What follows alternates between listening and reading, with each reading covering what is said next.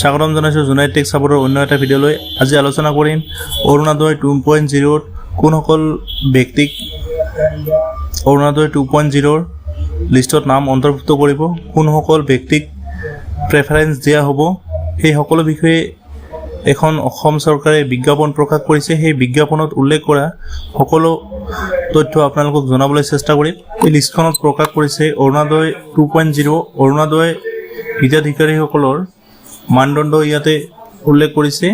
বিধৱা তালাকপ্ৰাপ্ত মহিলা তথা 45 বছৰৰ বেছি বয়সীয়া অবিবাহিত মহিলা নাইবা পৃথক মহিলাক প্ৰদান কৰা হ'ব এই আঁচনি। পৰিৱেশৰ কোনো বিশেষভাৱে সক্ষম সদস্য আছে যদি তেওঁলোকক প্ৰদান কৰা হ'ব এই আঁচনি। এজন নিঃস্ব শিক্ষা কৰি বসবাস কৰা ব্যক্তিক প্ৰদান কৰিব এই আঁচনি। আশ্ৰয়হীন অথবা নাইবা পকা ঘৰ নাই তেনে ব্যক্তিকো পৰ্যায়ক্ৰমে 16 পৰা 59 বছৰ বয়সস্থ ব্যক্তিক প্ৰদান কৰিব এই আঁচনি। যিসকল ব্যক্তিৰ পৰিয়ালত 16 পৰা 59 বছৰ বয়সৰ মাজত কোনো ব্যক্তি পুৰুষ সদস্য নাথাকে তেনে পৰিয়ালক প্ৰদান কৰিব এই আঁচনি।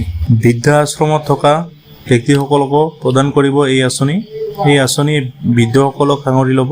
তাৰপিছত 8 নম্বৰ পইণ্টত উল্লেখ কৰিছে যিসকল মহিলাই মানৱ প্ৰচাৰ বা ধৰ্ষণৰ বলি হ'ব লগা হৈছে তেনে কিশোৰ কিশোৰী নাইবা মহিলাক প্ৰদান কৰিব। এনেধৰণৰ মহিলাসকলক প্ৰদান কৰিব এই অৰুণোদয় আঁচনিৰ।